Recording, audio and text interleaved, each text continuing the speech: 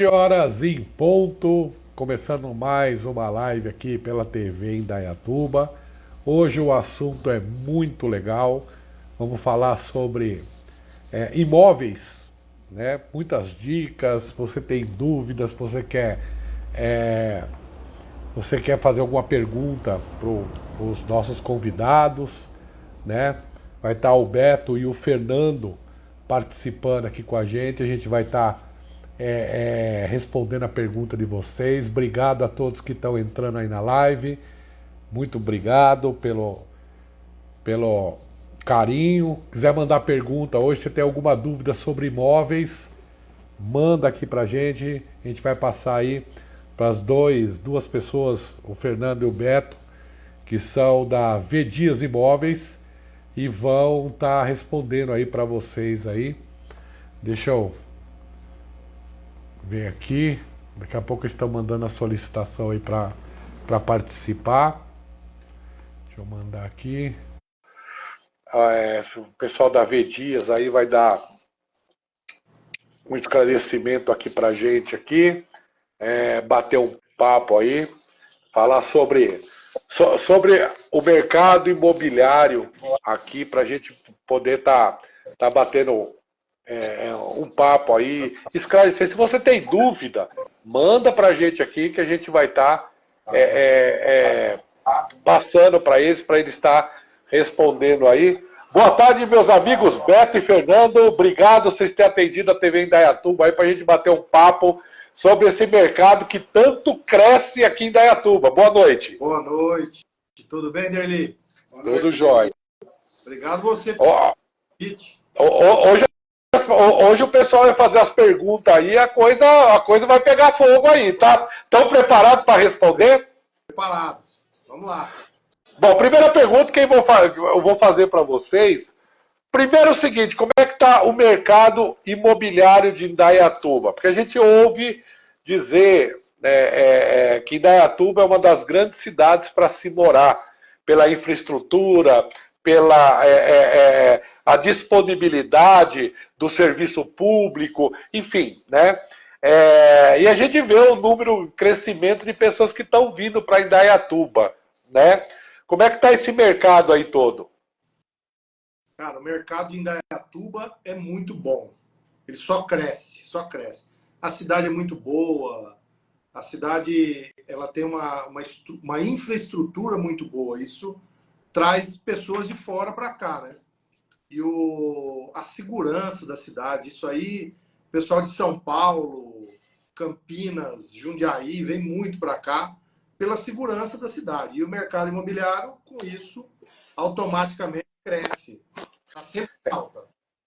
Só um dado para vocês. Nós fizemos uma reportagem tempos atrás e que me falaram uma vez que você não fica 2 minutos sem ver um carro ou da Guarda Municipal, ou da Polícia Militar, ou da Polícia Civil.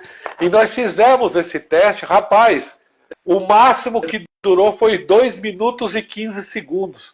A gente andando pela cidade, a gente ficou 2 minutos e 15 segundos sem ver uma viatura.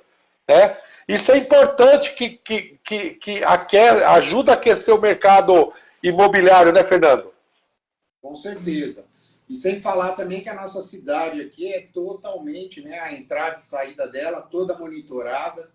Então, qualquer veículo aí que mal intencionado, que tiver qualquer ocorrência, a Guarda Municipal é alertada de imediato e as nossas polícias interceptam esses veículos, né? Então, isso dá uma sensação de conforto e segurança para todos os habitantes aqui. Aqui o Cauezito V Dias, a melhor de Indaiatuba e região. Ó, esse aí. Esse é parceiro, hein? Esse é parceiro, hein? Cauezito. Né? Perguntar primeiro para o Fernando o seguinte, Fernando, vou comprar um imóvel. Qual que é a primeira dica que você dá para quem vai comprar um imóvel hoje? Bom, Indaiatuba, como a gente estava comentando, é uma cidade que está crescendo, né? Então, a primeira coisa que a gente vai precisar saber é o que a pessoa busca, né? Quais são as suas intenções? Quantidade de quartos, tamanho da casa. O pessoal que está vindo de São Paulo procura muito o quintal com uma área verde por causa dos animais. E aí, diante do que o orçamento que a pessoa tem disponível, se a intenção dela é mudar de imediato, então vamos oferecer uma casa pronta. Não, ela prefere uma planta personalizada, então nós vamos oferecer o terreno mais construção. E com os dados em mãos a gente consegue oferecer a melhor opção para o nosso cliente. Ô Beto, essa pergunta me fizeram hoje à tarde e eu achei muito pertinente. Eu queria passar a pergunta para vocês. Por que tem imóveis que dá financiamento e outros não dão financiamento? Qual que é a regra disso aí? Isso vai depender muito da documentação do imóvel. Então, a gente, quando coloca o imóvel na nossa carteira, a gente analisa toda essa documentação. Tem a análise do cliente também. Então, nós temos parceiros que analisam isso com a gente. A gente faz todo um levantamento disso, dessa documentação, para colocar o imóvel disponível para venda ou locação, né? E além disso, também nós temos alguns imóveis quando ele é financiado utilizando recursos do fundo, ele também tem um determinado período que ele não pode ser usado novamente o recurso do fundo para a aquisição desse imóvel. Então, às vezes, tem imóvel que quando está nesse período, você não consegue utilizar recursos do fundo de garantia. Ah, entendi. Então, tudo vai depender da documentação do imóvel, é isso? Isso aí. Exatamente. Né? Perguntaram também aqui, ó, a Mora GIF. Vedias tem um atendimento de excelência. Eu sei lá, eu vou lá e tomo café pra caramba. Lá. Os caras nem querem mais que eu vá lá, porque eu tomo lá os 3, 4 cafés, dou prejuízo lá pra Vedias lá. Eu queria que você falasse um pouquinho da Vedias, né? Uma das coisas que me chamou a atenção, e eu ouvi do Fernando, não sei se eu posso falar, mas eu não sou baú, contou para mim, eu conto para os outros mesmo. O Fernando falou uma coisa assim, muito, muito interessante. Ele falou, Derli, se o imóvel vai dar problema, a gente nem pega. Né? E eu fiquei assim, pensando, eu falei, poxa vida, né? Não é muito costumeiro, se eu estiver falando besteira, vocês me corrigem, tá? Não é muito costumeiro o corretor de imóveis, porque o corretor de imóveis ele quer vender, ele quer alugar, ele quer ganhar dinheiro e eu acho isso necessário. Mas em muitas situações se esconde alguma informação ou de quem vai comprar, ou do imóvel, ou do isso. E com vocês não tem isso, porque você falou para mim, Fernando, que passa por uma análise minuciosa, né? Com certeza, Eli. A gente prima pela a felicidade na compra do nosso cliente, satisfação do nosso cliente também, que é o vendedor, né?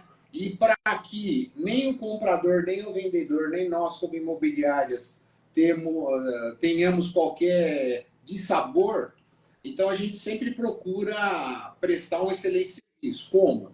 Tirar todas as certidões, verificar a documentação do imóvel, documentação do vendedor, auxiliar na parte de financiamento. Então, ou seja, nós atendemos o nosso cliente desde da captação dele, que ele entra em contato conosco, até a visitação nesse imóvel.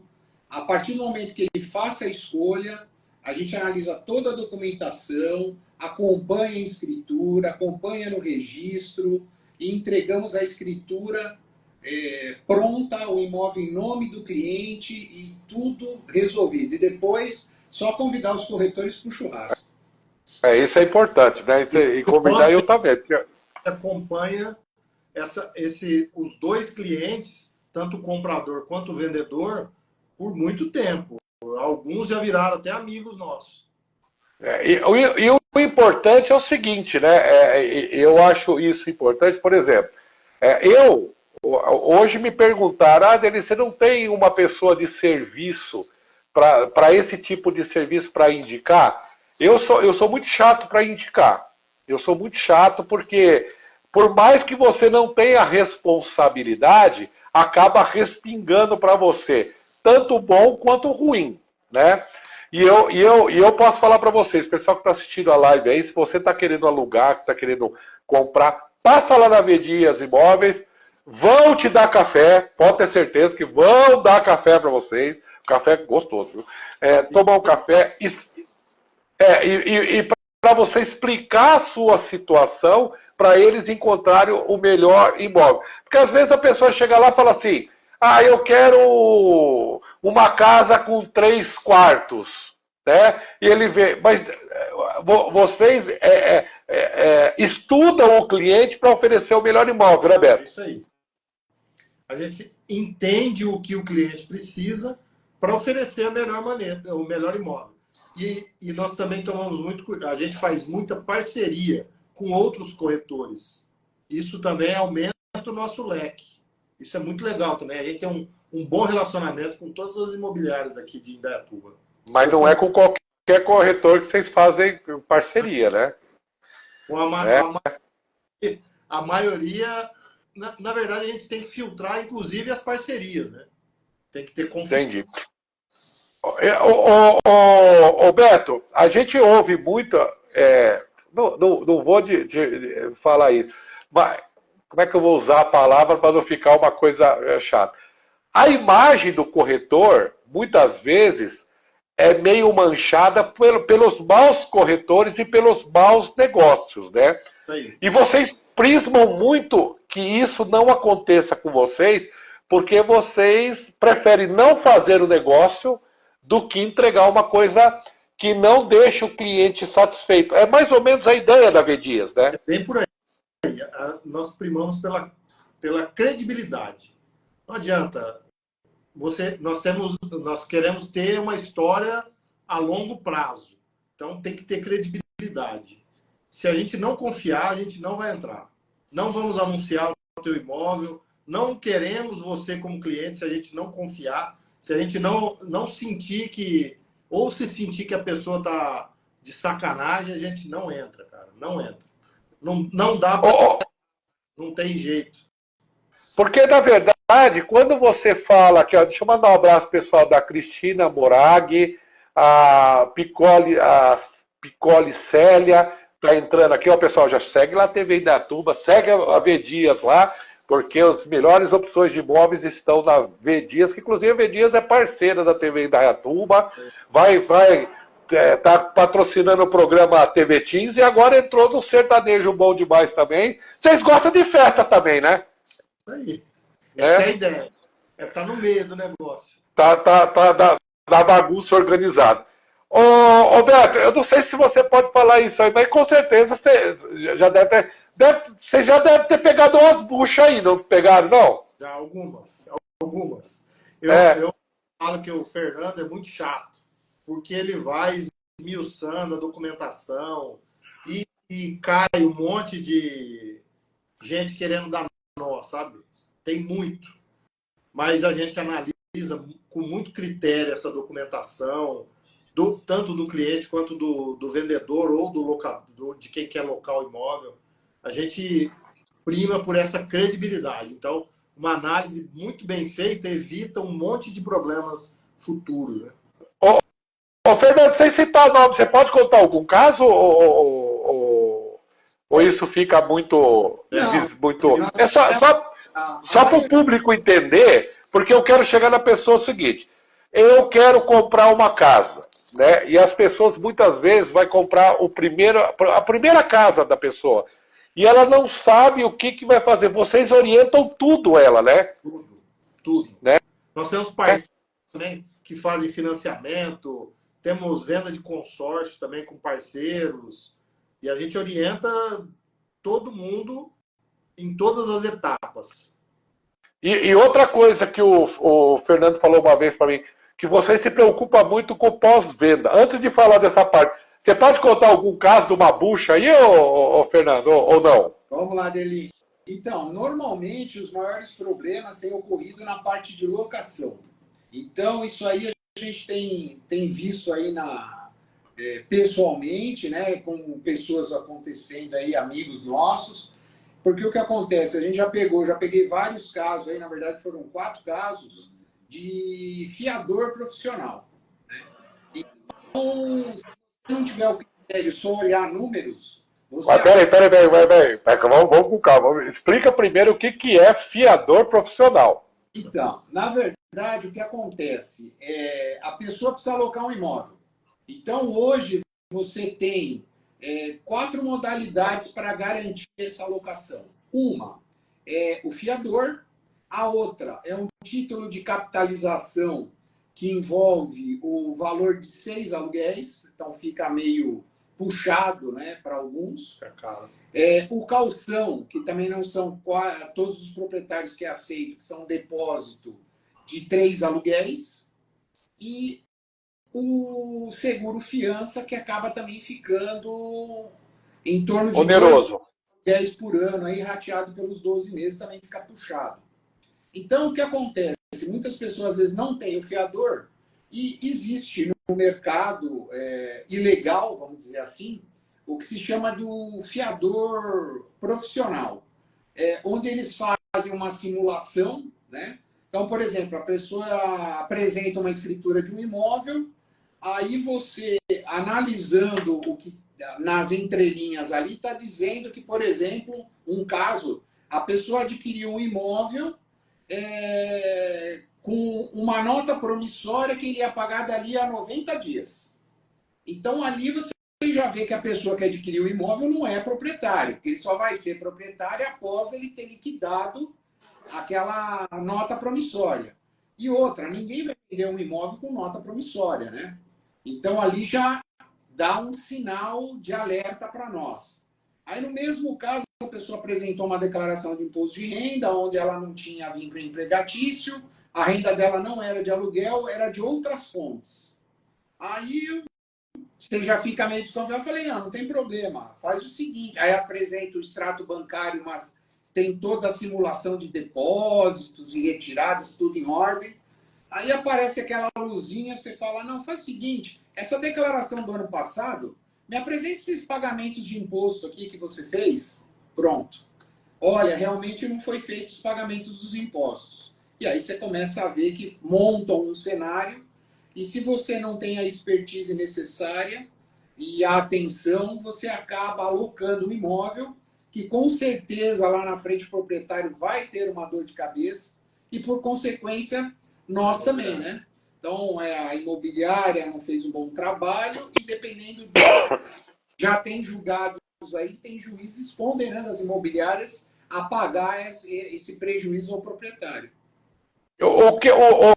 Beto, esses afiadores profissionais, o que pode causar de ruim numa negociação para vocês, por exemplo, para explicar melhor para a pessoa que está assistindo a gente, e esse vídeo vai ficar lá no Instagram, e muitas vezes a pessoa ela entra numa dessa, estou falando, por não ter conhecimento, né? O que isso pode causar de ruim para ele? Para ele, porque isso aí é ilegal, né? A pessoa que faz isso é uma coisa ilegal. E essa é a garantia que o proprietário, que é nosso cliente também, tem na restituição do imóvel. Ele vai receber o imóvel, está danificado, essa é a garantia dele. Então, nós estamos alugando um imóvel de uma pessoa sem ter uma garantia. Então, por isso o critério na avaliação antes de concretizar a locação. E essa pessoa, ele só completando, o que acontece? Ele usou esse recurso, né, ilegalmente, como o Beto disse, e o que eu aconselho é não faça isso. Você quer alugar um imóvel, tem condições de fazer o pagamento, faça uma proposta. Olha, eu não consigo pagar esse calção, de uma vez, eu consigo pagar em 2 vezes, em 3 vezes. Nós sempre levamos para o proprietário. Então, tiramos ali a documentação, a pessoa está com o nome limpo, checamos as fontes de renda dela, ela trabalha há 2, 3 anos na mesma empresa, tem uma estabilidade. Então, tem proprietários que são solidários. Lógico que você tem aquele que não, né? Esse tipo de pessoa que faz uso de uma ilegalidade, né?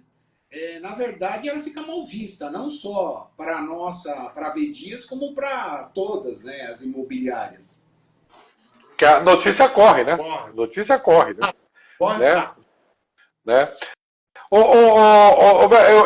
Eu tô aqui, ó, com papel aqui. Vou mostrar para vocês aqui que as perguntas que eu separei, que eu entrei hoje no meu grupo de empresários e eu falei, gente, vamos apertar essa turma aí. Manda pergunta aqui que eu vou fazer a pergunta para eles aqui. Bom, a primeira pergunta aqui vem do Emerson. Pessoal, ele é empresário lá do Distrito Industrial. Ele falou uma coisa. No meio jurídico, diz que na entrega do imóvel é obrigatório entregar o imóvel pintado. Mas isso está causando uma repercussão porque alguns juízes estão entendendo que não, que ele tem que entregar o imóvel do jeito que ele pegou, levando em conta o desgaste normal de uso do imóvel. É verdade? Não é verdade? O que vocês podem falar sobre isso?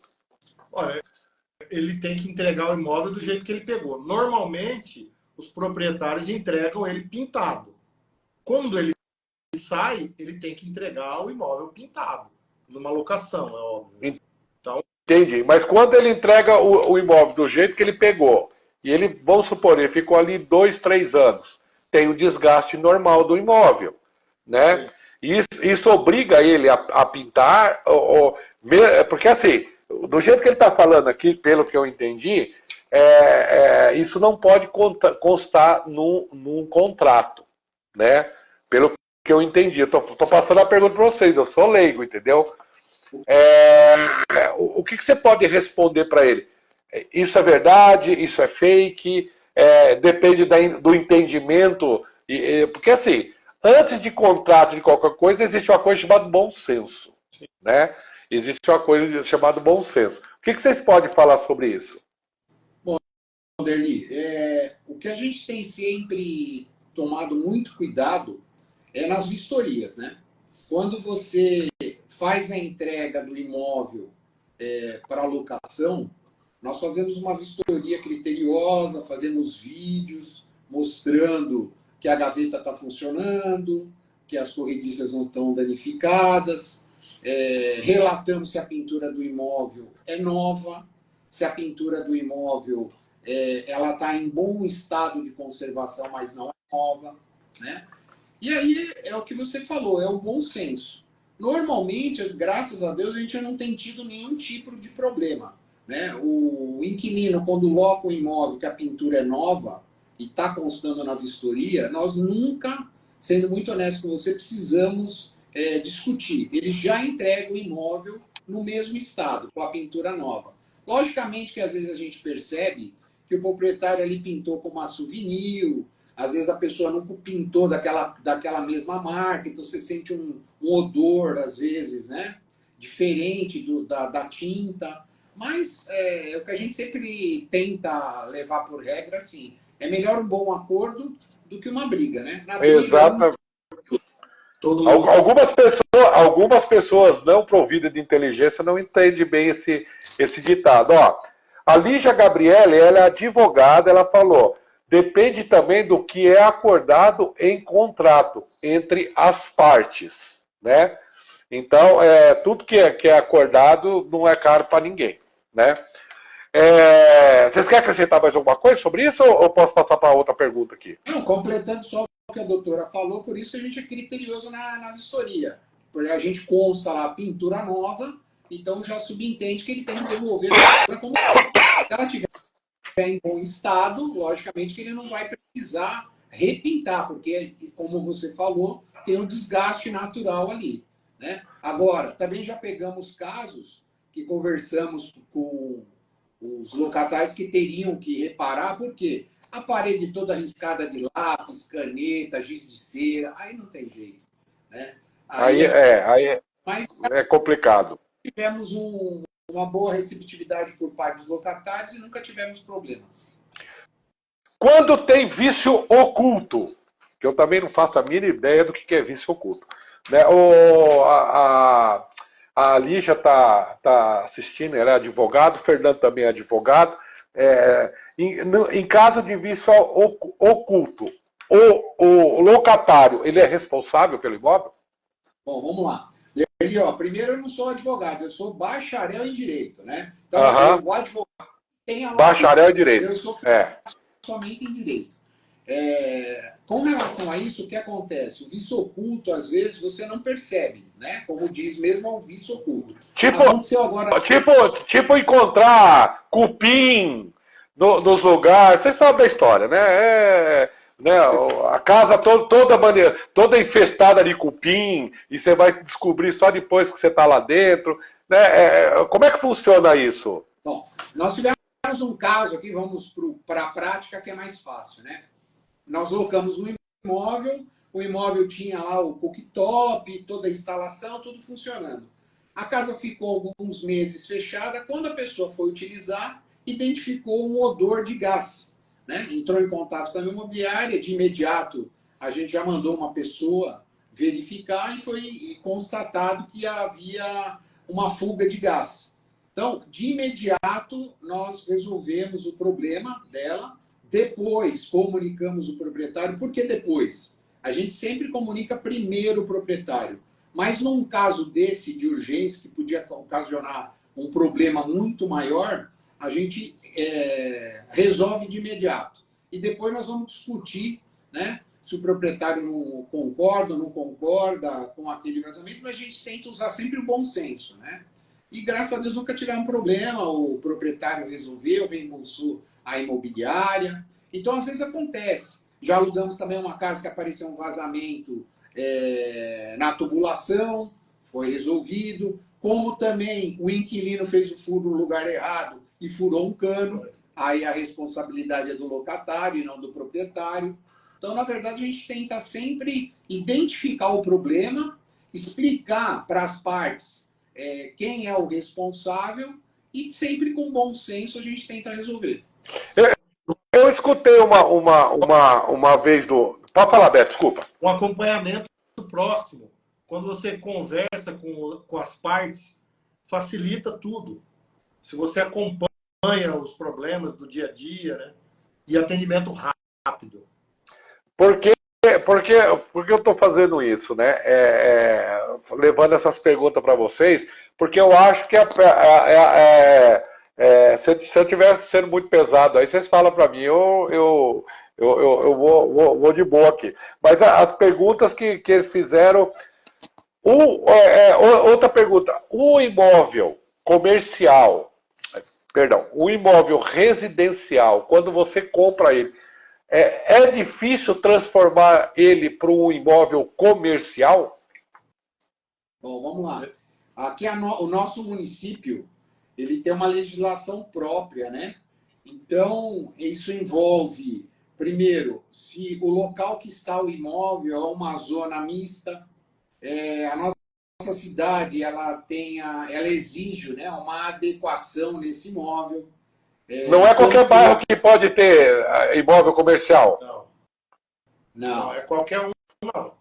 Não é qualquer um. E você sabia dessa, não. E você tem que fazer toda a adequação hoje para o imóvel para acessibilidade. Então, você não pode ter degraus, você tem que ter toda a parte de rampa, banheiro para deficiente, pelo menos uma das salas para atendimento do deficiente. Então, você tem que ter toda uma estrutura, as barras nos banheiros, torneira especial para deficiente. Então, você tem que ter toda uma estrutura para poder transformar seu imóvel de residencial para comercial.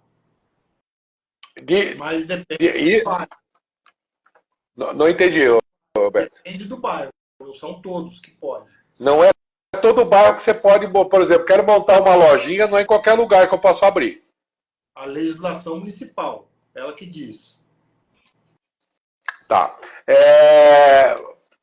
Eu vou identificar um problema, apesar de a gente elogiar sempre Indaiatuba tem um problema muito sério, principalmente nos grandes centros e nas ruas principais de comércio, tudo, que é o estacionamento, né? Nós vemos hoje, por exemplo, várias lojas fechando, porque assim, eu estou falando por mim, eu dou 2 voltas no quarteirão, meu amigo. Se eu não arrumar um lugar lá, eu vou embora. Entendeu? E a maioria dos homens são assim, né? Isso está dificultando o aluguel comercial ou não? Veja bem, pela legislação aqui do nosso município, todo estabelecimento comercial ele tem que ter vaga de estacionamento, ele tem que ter vaga de deficiente. Agora, você se depara, às vezes, com imóveis que são antigos, que eles não têm você não tem como, na frente do seu imóvel, ter esse tipo de vagas. Então, para você poder adequar seu imóvel a comercial, você tem que ter um acordo com um estacionamento próximo, você tem que viabilizar essas vagas. Se você não tiver como viabilizar essas vagas, dificilmente a nossa prefeitura aprova a transformação desse imóvel para comercial. Então, nós temos uma série de exigências. Não é só ser um corredor comercial, a área ser uma zona mista, fazer a adequação. Você tem que ter, no mínimo, 2 vagas de estacionamento, dependendo do tamanho do estabelecimento comercial. Então, você tem uma série de exigências, que às vezes você não tem como atender, mas você vai ter que se adequar na região. Seja, como nós vimos aí, vários estabelecimentos, geralmente são padarias, que ele tem a padaria e ele tem que comprar o local, o terreno ao lado, para disponibilizar as vagas para os clientes deles.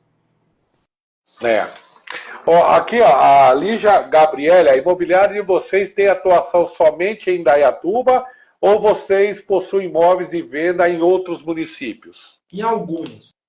Salto, Campinas tem alguma coisa, mas o forte é em Indaiatuba. Quando você, por exemplo, quando eu falo para você, eu quero um imóvel em Montemor, vocês vão atrás desse imóvel ou não? Muitas vezes, em outras cidades, a gente faz parceria com o corretor da cidade. Nós temos parceiro em Montemor, temos em Salto, Campinas. Então, a gente trabalha em parceria com outros corretores. E eles, quando precisam aqui de Indaiatuba, fazem parceria com a gente também. Uma pergunta bem pertinente, né? O que está acontecendo muito em Indaiatuba? As pessoas de São Paulo estão entrando em contato com vocês, né? Porque ninguém aguenta mais São Paulo, e fala, Beto e Fernando, me tire de São Paulo, quero morar em Indaiatuba. A procura tá nesse naipe mesmo, Beto? A procura continua alta. Ela oscila muito, né? Estava baixa, agora está aumentando novamente. Mas essa procura principalmente de São Paulo para cá, existe muito. Essa oscilação é normal? É normal. É do mercado, vai se adequando, né? Vai se adequando. Ô, Fernando, a gente está ouvindo muito hoje na internet esses coach financeiro falar, não compre o imóvel, alugue, né? Porque ele fala que o investimento no imóvel é muito custo para pouco retorno, né? O que você pode falar sobre isso? Olha, nós tivemos um caso agora, exemplificando o que você está falando, exatamente isso. O nosso cliente queria adquirir o imóvel e o gerente, o consultor financeiro dele falou, não, mas não paga esse imóvel à vista. Deixa o dinheiro aplicado aqui comigo, eu te dou uma linha de crédito e tudo mais. Aí apresentamos o cliente achou o imóvel que ele queria, mas quando foi ver o valor da prestação que ele teria que pagar em contrapartida com o que ele ganhava de rentabilidade, não é compatível, né? Então, ele optou em comprar o imóvel à vista, né, do que deixar o dinheiro aplicado. Sem falar que, assim, os juros do financiamento é bem superior ao que ele ganha, o imóvel, você tem uma valorização, né? E você pagando o aluguel, você está contribuindo para alguém ali que comprou aquele imóvel, que vai receber os frutos dele, que é o aluguel, e além disso vai ficar com a valorização do imóvel, né? E em Indaiatuba, por ser um mercado muito dinâmico, não existe aplicação financeira que cubra a valorização dos imóveis da nossa cidade. Hoje é o melhor investimento é a compra de imóvel em Indaiatuba. Não tenha dúvida. Sem dúvida nenhuma. Né? Bom, deixa eu ver outra pergunta aqui. Né? Outra pergunta muito importante. Indaiatuba está sendo procurado por várias pessoas de fora da cidade e até de fora do estado. Vai chegar um momento que não vai ter para onde crescer, porque segundo a pesquisa, cresceu nos últimos 5 anos 35% da população. Né? Aonde é que vai parar isso aí, Beto? Tá difícil. Mas a cidade é muito boa, ela é bem estruturada. E agora ela cresceu muito em condomínios, né? Condomínios horizontais. E agora tem os espaços urbanos, né? Eles estão crescendo para cima, fazendo muito prédio. Mas a estrutura da cidade ainda é muito boa e ela é bem planejada, né? Os planejamentos são feitos para 10 anos, né? Então, agora, em 2025, tem um planejamento para mais 10 anos. Então, a cidade é muito bem planejada. O custo de vida aqui, você considera alto ou justo pelo que a cidade oferece? Eu acho ele um pouco alto, mas ele ainda é justo, por tudo que a cidade oferece. Pela infraestrutura que ela tem, segurança, que isso você não encontra aqui nem na região e pior ainda nos grandes centros, né? Aqui é difícil a gente, não que não tenha crime, não tenha, mas é difícil ver assim algo constante de assassinato, de negócio. É difícil de ter. Aqui diz que aqui no Jardim Pau Preto o máximo que acontece é um cavalo pisar no frango, né? Que é o máximo que acontece aqui. Ó, a Lígia Gabriela, eu trabalhava no cartório como escrevente e após a vinda da pandemia e a possibilidade de escritura de forma digital, isso deve ter facilitado bastante o trabalho de vocês. É isso mesmo? Facilitou muito. Assinatura digital, isso já facilitou bastante. O cartório digital facilitou muito a vida do corretor e de quem trabalha no meio imobiliário. Isso facilitou bastante. Por exemplo, Derli, antigamente, vamos dizer que nós tenhamos um cliente que está vendendo um imóvel, mora no exterior. Então, qual era a forma dele vender esse imóvel? Ou ele tinha que vir até o Brasil, ou ele tinha que fazer uma procuração no consulado, no país que ele mora, no consulado brasileiro. Isso nem sempre é rápido, você depende de uma agenda. Hoje, com o cartório digital, em qualquer lugar do mundo que você tiver, você assina uma escritura ou como comprador ou como vendedor. Ela é muito fácil, rápida. Isso facilitou bastante. Outra pergunta da pandemia, que eu ia até deixar aqui no final. Com a pandemia, as pessoas, muitos empresários e muitas pessoas, né, ficaram com o nome sujo pela dificuldade de dívidas, enfim. E isso cooperou muito para venda e aluguel de imóvel. Continua dessa forma? Ou existe alguma coisa que, por exemplo... É que é difícil falar uma pessoa que ela é de má índole quando ela está com o nome sujo. É difícil, né? Provar o contrário, né? Mas como é que é feito nessa situação? Na verdade, a gente trabalha... Ou não tem nada que possa fazer? Não tem muito o que fazer, porque a gente trabalha com certidões, né? Se ele tiver o nome sujo, dificilmente o proprietário aceita a gente indica que não aceite, né? Então é difícil. Mas tem o cliente que vem, olha, eu não posso locar em nome do meu irmão, do meu cunhado, do cachorro, e ele quer que consiga fazer o contrato. E a gente sempre é honesto, fala para a pessoa, lógico, de um modo que não ofenda e sendo honesto com ela, tanto com a pessoa que quer alocar como com o proprietário. Olha, infelizmente, a pessoa que vai morar no imóvel, ele tem que fazer parte do contrato, né? Porque, para tudo, porque senão trata-se de uma sublocação. E sempre o contrato de locação proíbe, né? É vetado esse tipo de sublocação. Você falou de sublocação, nós vamos entrar nesse tema aqui. Existem muitos estabelecimentos comerciais que estão fazendo sublocação de salas, né? Como é que funciona isso? Você já falou que isso é ilegal. Depende do que está no contrato. Como você mesmo falou, o contrato é um acordo entre partes, né?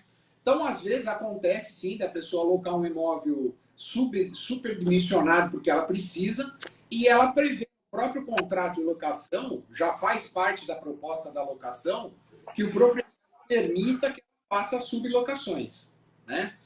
Hoje você tem muito cowork, né? Que no próprio contrato da alocação do espaço permite. Você tem outras formas de locação onde permite até empresas fazerem aberturas de várias empresas com o mesmo interesse.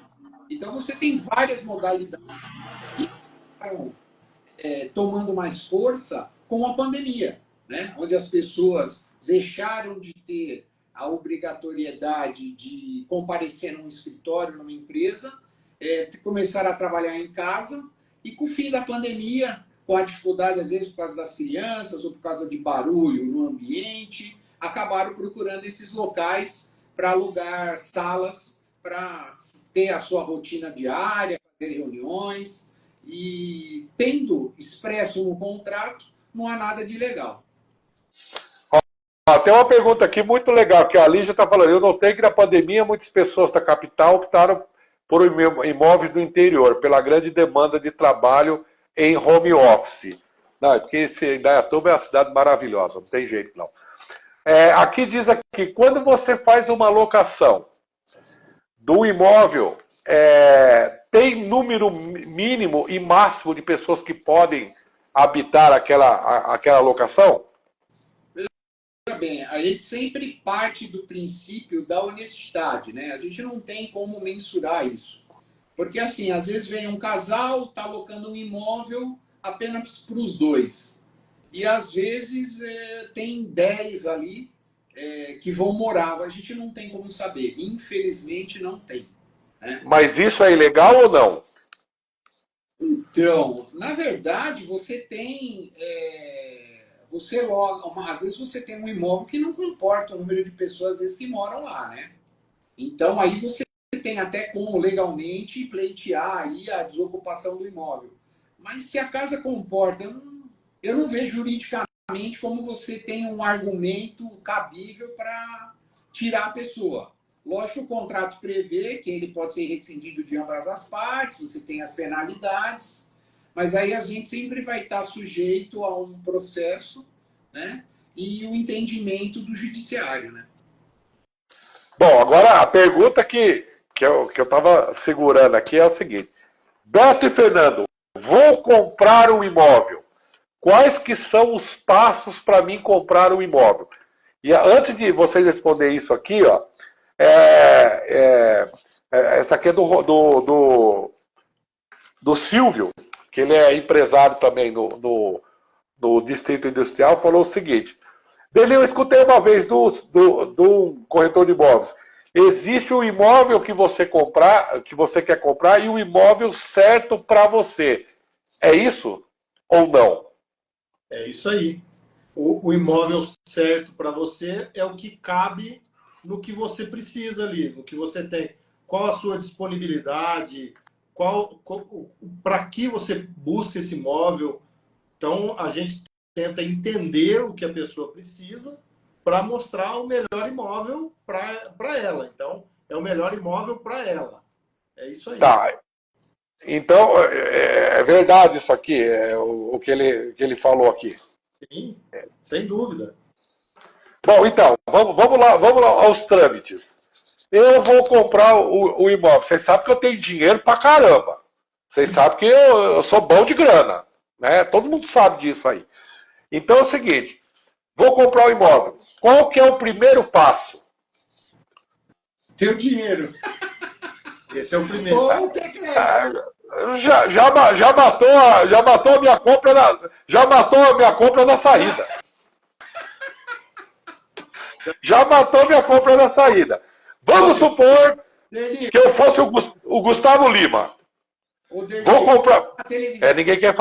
Ninguém está querendo fazer negócio com o Gustavo Lima, não. Mas então, continua, fala, Fernando. Então, você é dono de uma televisão em uma das cidades mais ricas do nosso país.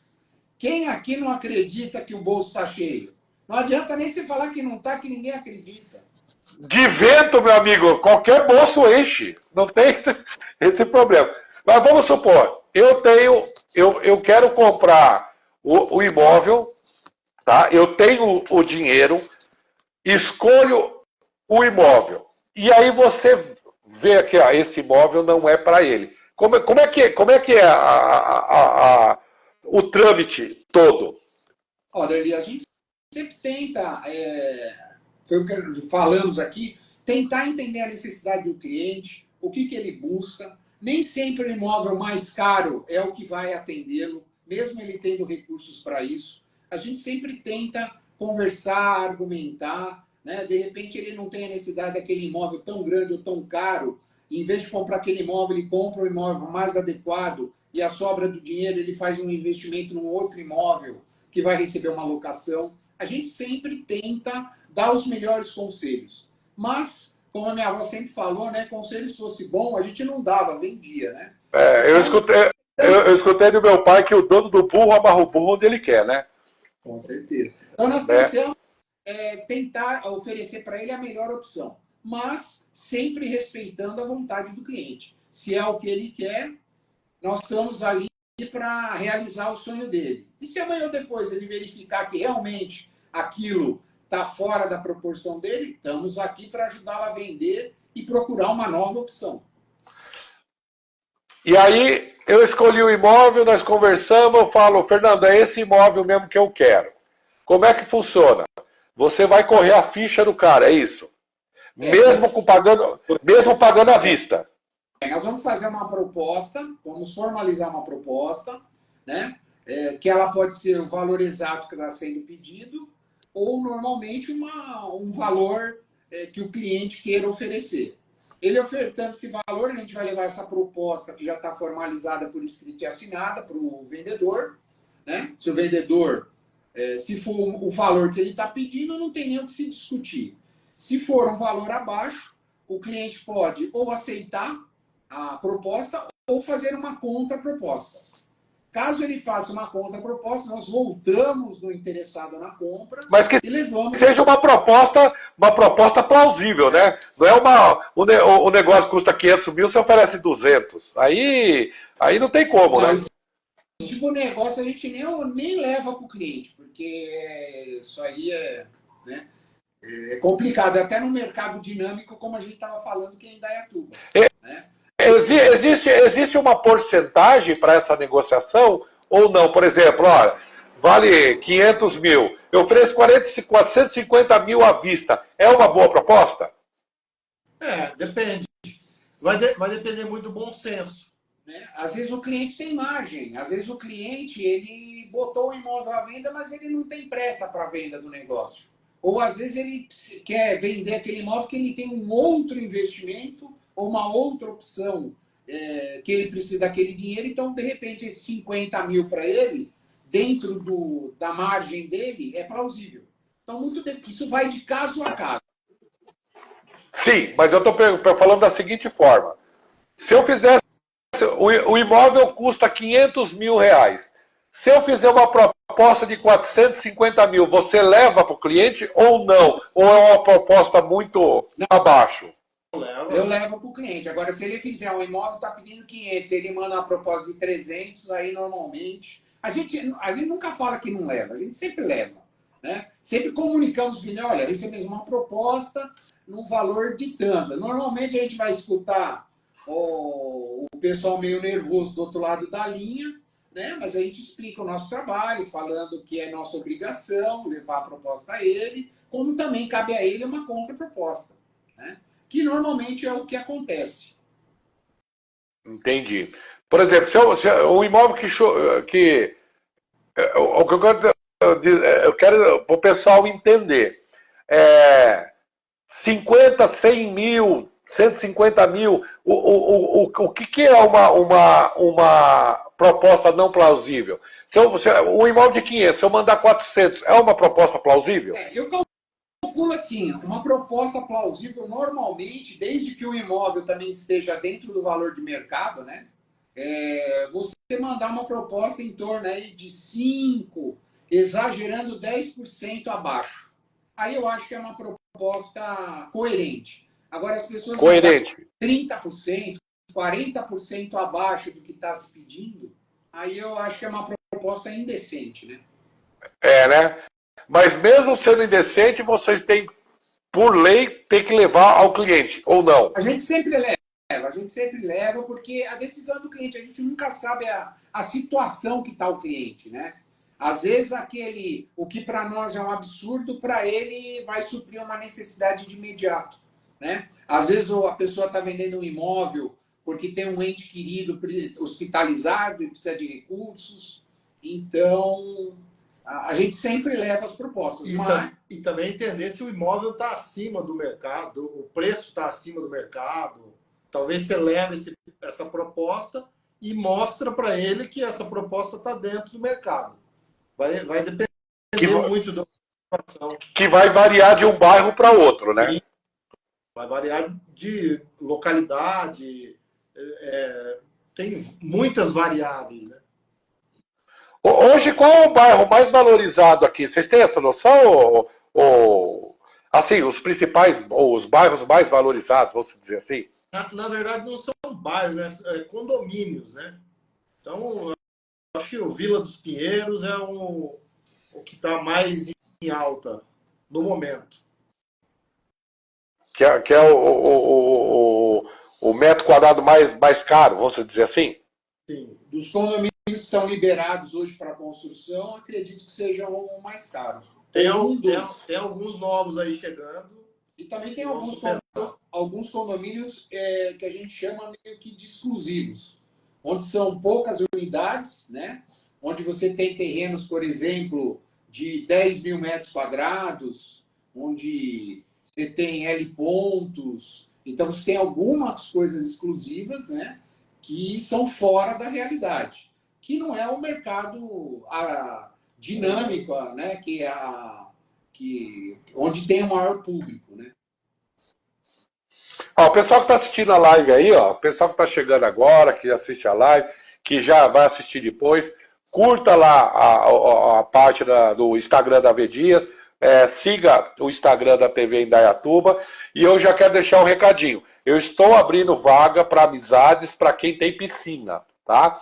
Eu quero deixar bem claro aqui, porque o calor que teve hoje aqui, só por Deus, né?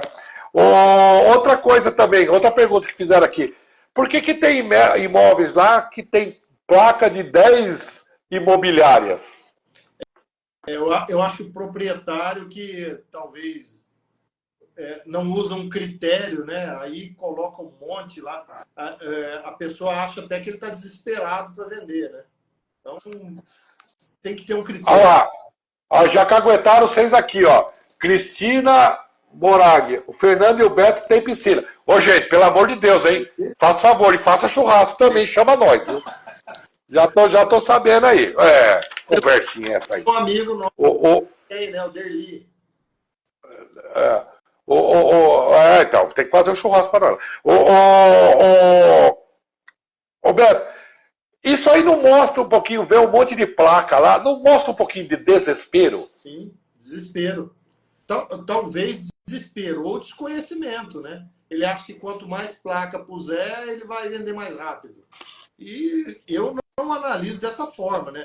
Eu entendo que se tiver uma placa ali, no máximo duas, é um negócio mais exclusivo, né? Você consegue filtrar melhor as coisas. Senão vai te chover de proposta ali e não é isso, não facilita em nada, eu acredito.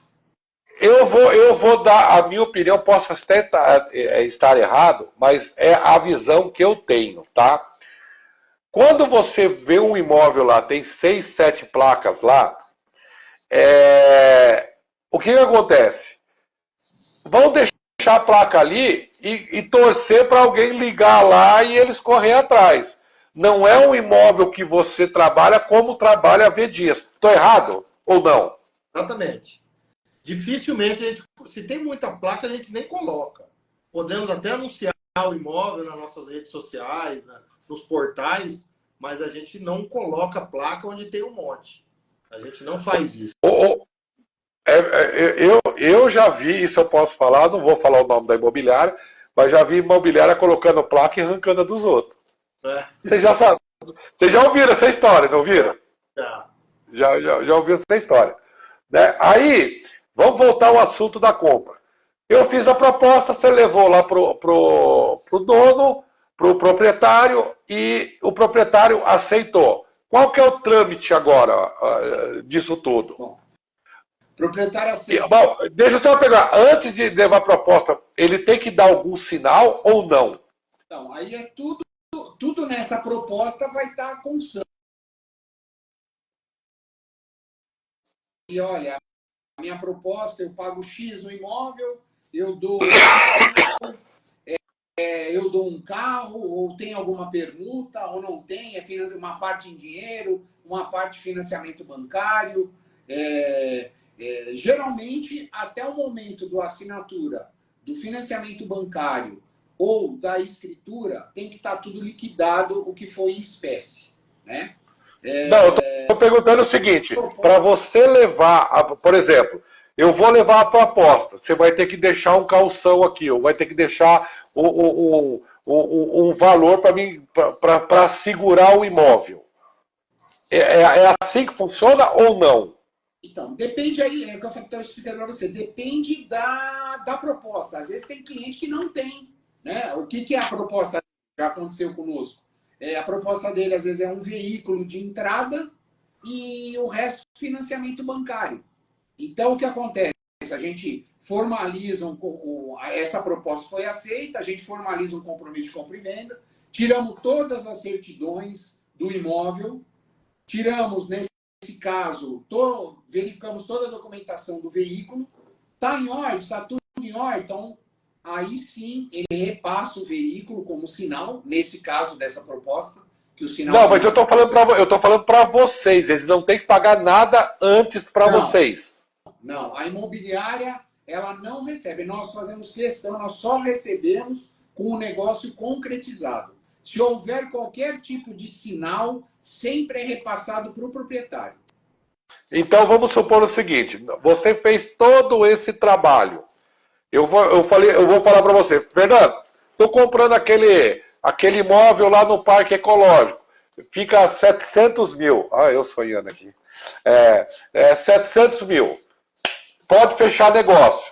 Beleza, você vai pegar, eu falei, qual vai ser a forma de pagamento? Vou pagar à vista. É outro sonho também. Mas eu vou pagar à vista. Aí chega na hora, eu falo assim, não quero mais. A pessoa não tem compromisso? Então, normalmente, quando é esse caso que você está falando, vai pagar à vista, o que a gente sugere é o seguinte, a pessoa dá um valor de sinal que não seja exagerado e nem seja tão pouco que a pessoa não se incomode em perder. Então, num caso do imóvel desse de uns 750 mil, a gente vai sugerir aí uns 100 mil, talvez, 150 mil de sinal, e o resto na escritura. Mas o importante é assim, antes da gente efetivar qualquer tipo de sinal, pedir para o comprador fazer qualquer tipo de pagamento, a gente primeiro se resguarda nas certidões. Porque às vezes também a pessoa deu um sinal e quando você vai verificar o imóvel, quem está vendendo, né, vamos dizer a palavra certa, aí está mais sujo que pau de galinheiro. Então não tem como ele fazer a venda desse imóvel. Então, quando vocês pegam um imóvel e vocês anunciam para vender, você já levantou a ficha do imóvel todo, né? Normalmente nós não tiramos as certidões dos proprietários, né? A gente sim verifica o imóvel, pede IPTU, então nós tiramos algumas certidões, então a gente verifica ali a princípio, mas esse imóvel às vezes fica ali 3 meses, 4 meses para venda. Naquele momento que a gente consultou, estava tudo em ordem, mas a semana seguinte o proprietário ali pode ter se comprometido. Então, sempre quando há uma proposta e uma efetivação de negócio, a gente tira as certidões. E até porque o cartório exige, né, que essas certidões tenham no máximo 30 dias. Tá, e aí é o seguinte, vou pôr duas hipóteses para vocês. Aí você fala, você vai dar um sinal de 150 mil, eu dou o sinal de 150 mil. Chega lá na frente, no dia de assinar o contrato, eu falo, eu não quero mais comprar. Vocês têm que devolver esse dinheiro dos 150 mil? Então, aí você tem o contrato, que é um acordo entre as partes, né? Normalmente tem uma cláusula punitiva, né? O que está estabelecido ali. Então, normalmente, às vezes, tem alguns contratos que você coloca que a parte que desistir, ela se obriga a pagar a comissão dos corretores, que do sinal que foi pago, uma parte ele perde como prejuízo que o comprador teve, afinal de contas, o vendedor tirou esse imóvel do mercado, né, para estar aguardando o trâmite, porque às vezes... Eu sei que cada caso é um caso, mas existe uma porcentagem desses 150 mil que ficariam retidos, Beto? Como que é? Uma porcentagem do que? Por exemplo, eu dei 150 mil, tá? Para comprar o imóvel e desistir do negócio. E ele falou, tem a cláusula que vai resguardar vocês e resguardar o proprietário, né? Pelo trabalho que vocês fizeram, tudo. Existe uma porcentagem, por exemplo, vamos devolver os 150 mil, nós vamos devolver 130 mil. Ou 120 mil, ou existe uma porcentagem ou é cada contrato é um contrato? Cada contrato é uma negociação diferente. Vai depender da negociação. Entendi. Tá. Pré-fixado, né? Não entendi, desculpa. Não existe percentual pré-fixado. Entendi. Só para você... Do mesmo jeito que se você coloca uma multa, por exemplo, no exemplo que você deu 150 mil de sinal e se você que é o comprador não efetivar o negócio, você vai perder 20 mil.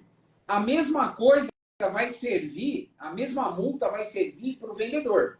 Então vamos dizer que nesse caso do exemplo que a gente está falando, o vendedor vendeu o imóvel por 150 e você deu 750 e você deu 150 de sinal e a multa punitiva é só dos 20 mil reais.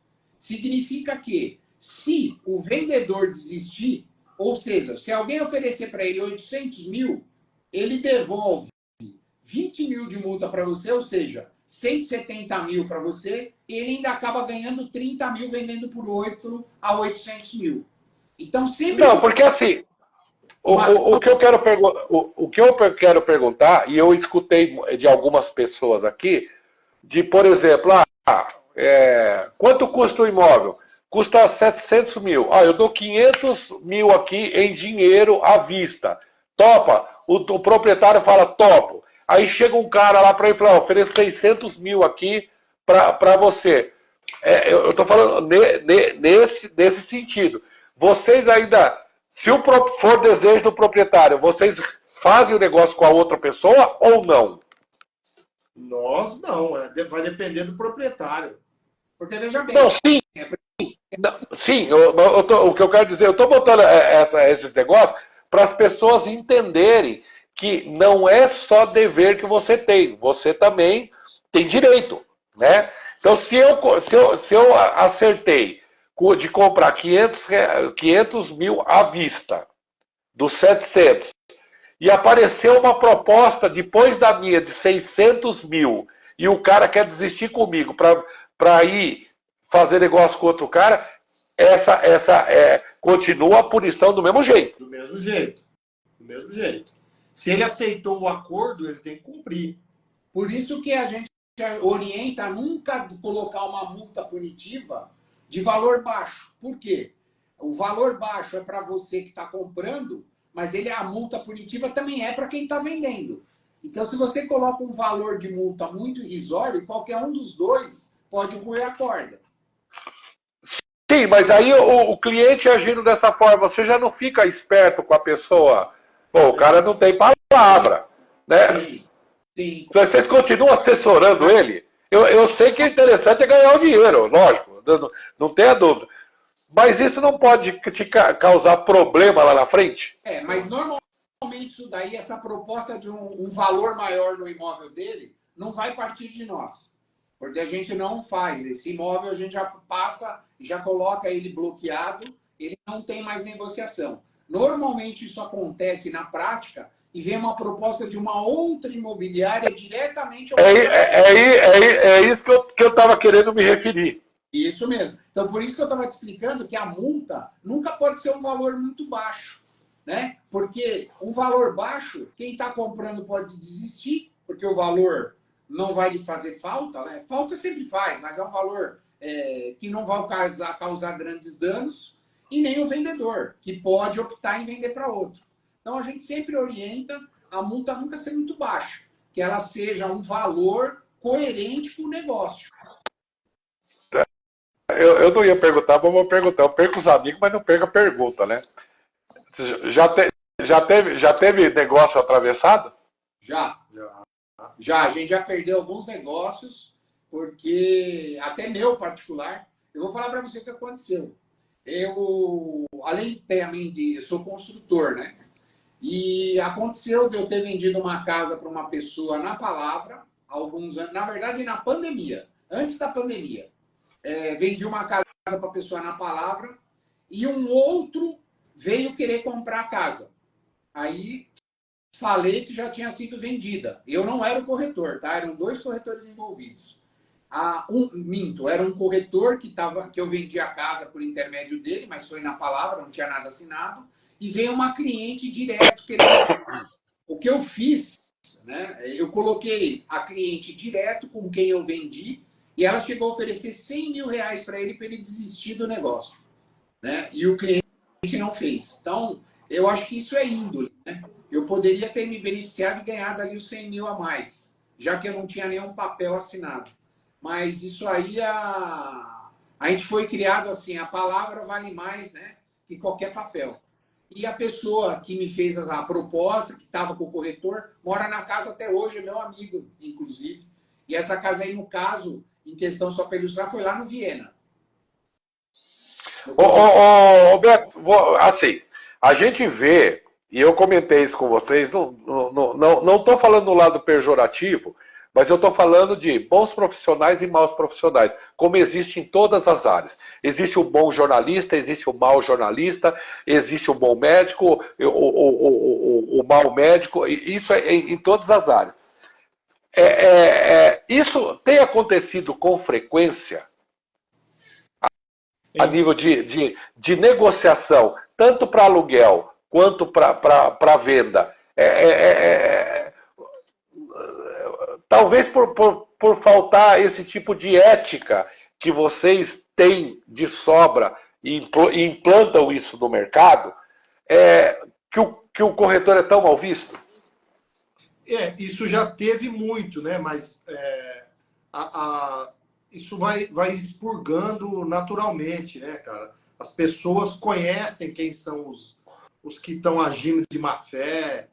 E, cara, a gente tem a consciência tranquila, age da melhor maneira possível e deixa acontecer, cara. Nós temos que fazer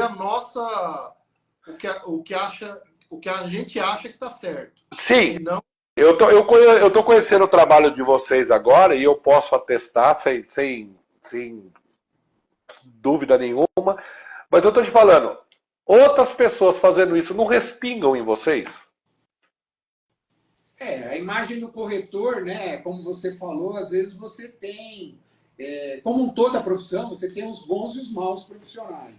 Logicamente que o mau profissional sempre deixa uma mancha, né? Mas faz o que a gente entende e reza que os clientes tenham um bom senso, né? E saibam separar o joio do trigo, né? Não estou falando nem muito da locação, mas eu estou falando o seguinte. Hoje, para comprar um imóvel, você não consegue um imóvel hoje bom por menos de 400, 500 mil. Essa é a grande verdade.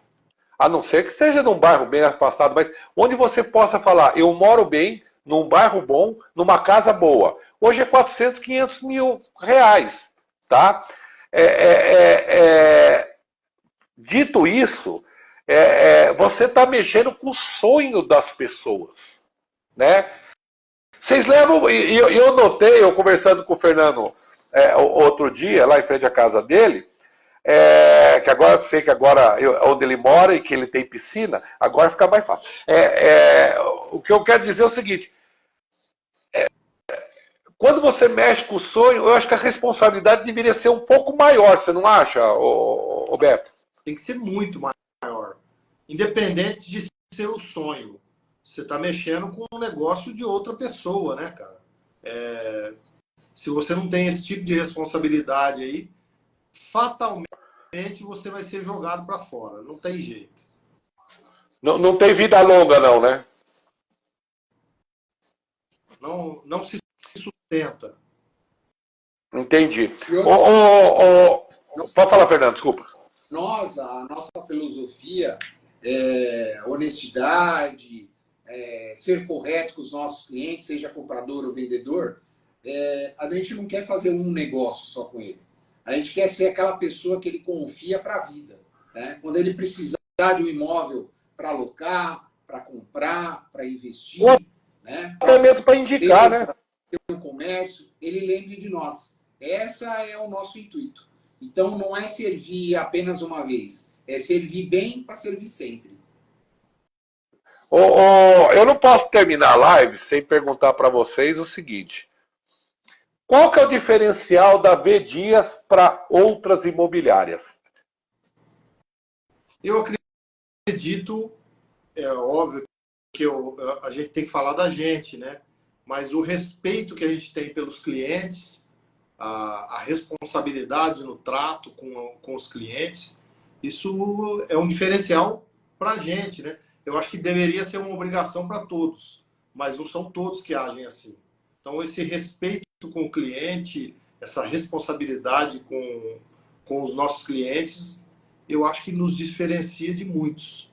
E lembrando, né, vocês estão mexendo com o sonho da pessoa, né? De adquirir um imóvel para morar ou até mesmo alugar um comércio que ele sonha em montar. Isso tudo reflete no sonho, né?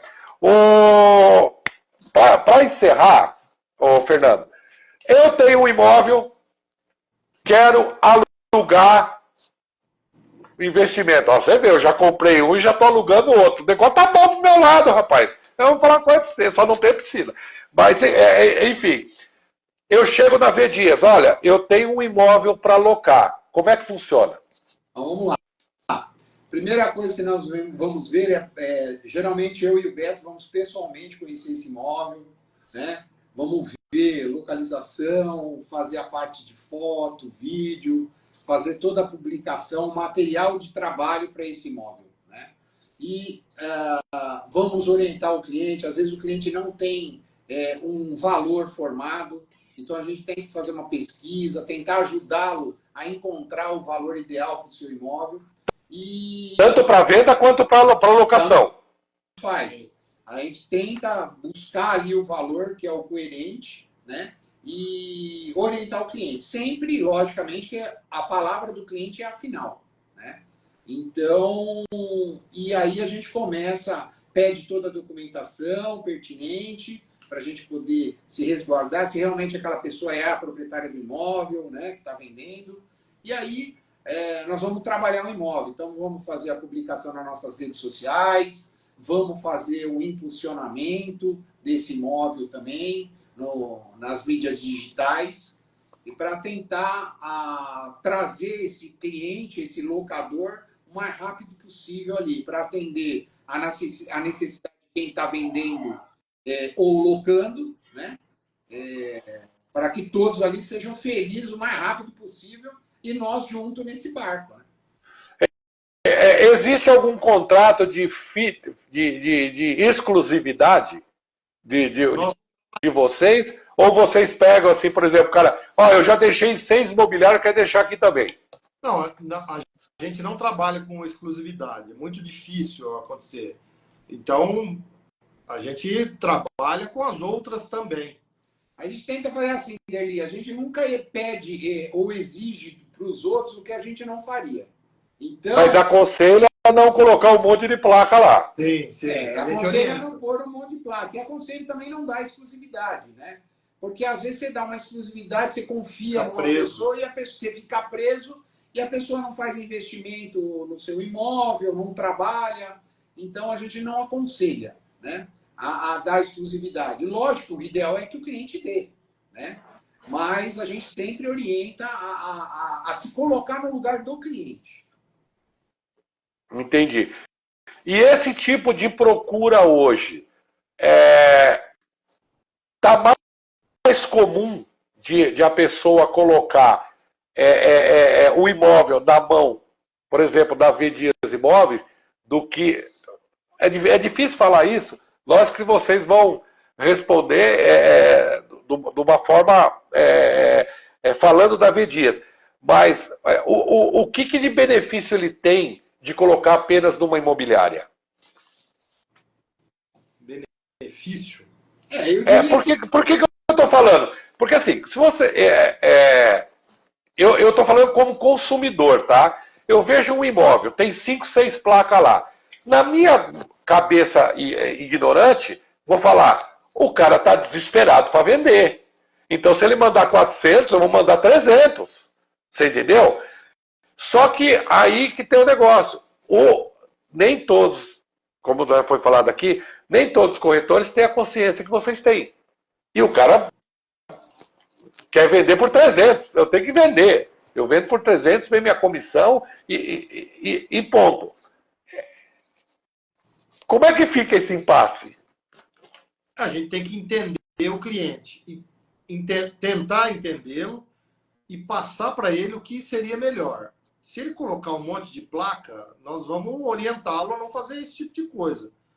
A exclusividade também, às vezes, te trava, né?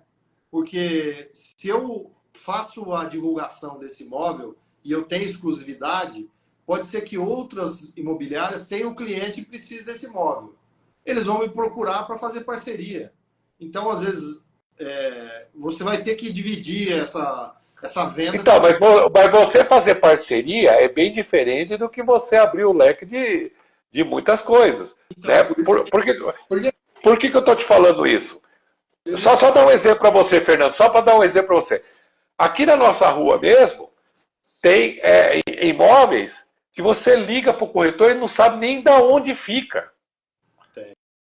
Então, quer dizer, um cara que pensa assim, ele não está trabalhando no teu imóvel. Você concorda ou eu estou falando besteira? Não, você está falando você está com toda a razão.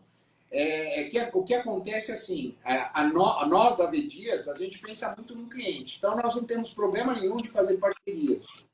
Diferente que a gente, às vezes, se depara, né, um cliente nosso quer determinado imóvel, você acha esse imóvel no mercado, você liga para o colega para fazer uma parceria e, às vezes, você se depara assim, a imobiliária não faz parceria.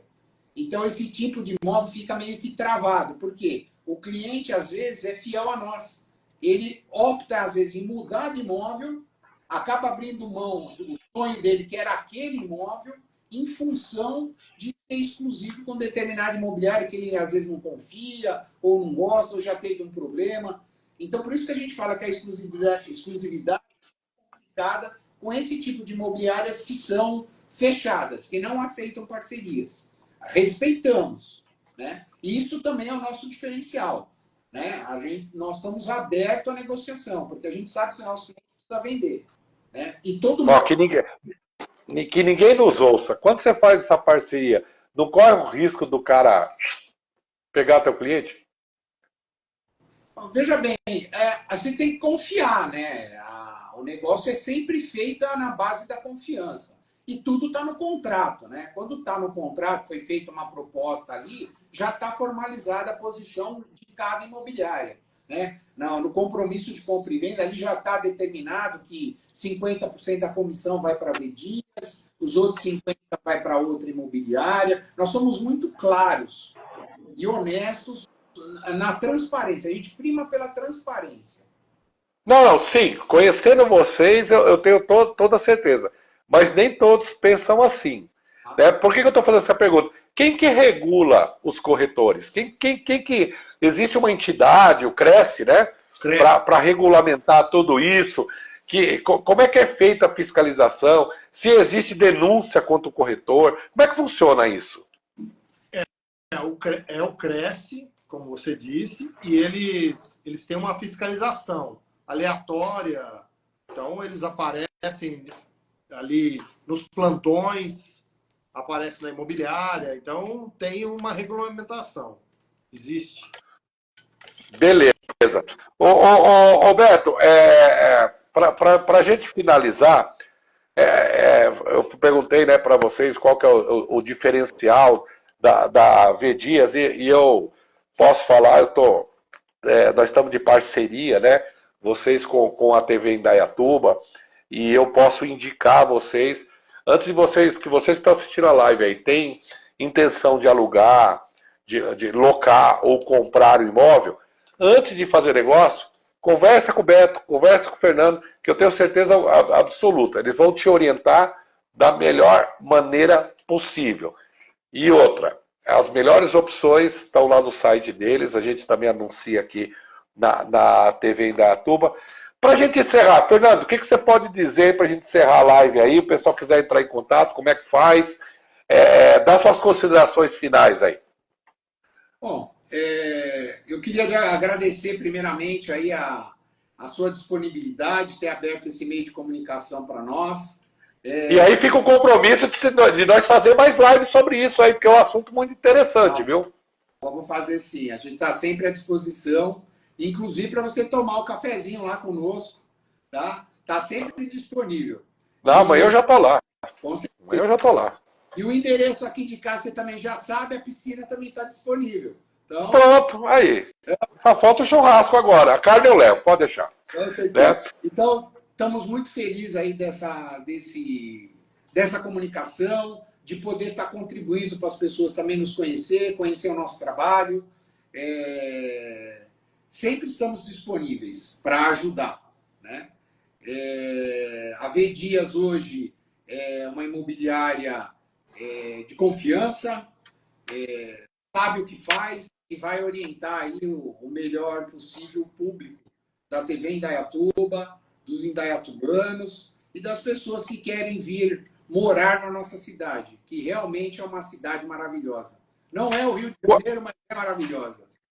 Deixa eu te perguntar, quanto tempo a V Dias está no mercado? A V Dias está no mercado hoje há 3 anos. Era uma imobiliária nova, mas com um coração enorme. Com conceito novo. Beto, quero agradecer mais uma vez. Obrigado por vocês terem atendido a gente. Pode fazer suas considerações finais aí. Passa o WhatsApp, o site, as redes sociais aí. Vou deixar aqui na descrição o pessoal que não assistiu a live vai assistir depois. Eu vou deixar aqui o Instagram deles para vocês visitarem lá. Obrigado pelo espaço, primeiramente. E sigam as redes sociais, Instagram, Facebook, TikTok. Nós temos um canal no YouTube também, onde nós fazemos essas visitas guiadas, né, em vídeo. Tem um canal no YouTube lá com mais de 200 vídeos lá de vários imóveis. A gente apresenta o imóvel inteiro. Então, siga essas redes sociais aí. E no Instagram tem todos os nossos contatos ali. Na TV Indaiatuba também, vocês conseguem nos encontrar aí. E mais uma vez, muito obrigado pelo espaço aqui e pela parceria.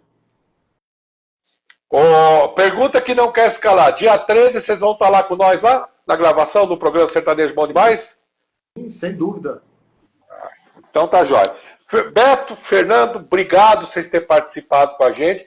Que fique aqui um compromisso da gente fazer umas outras lives. Eu queria fazer futuramente uma live só sobre locação, outra live só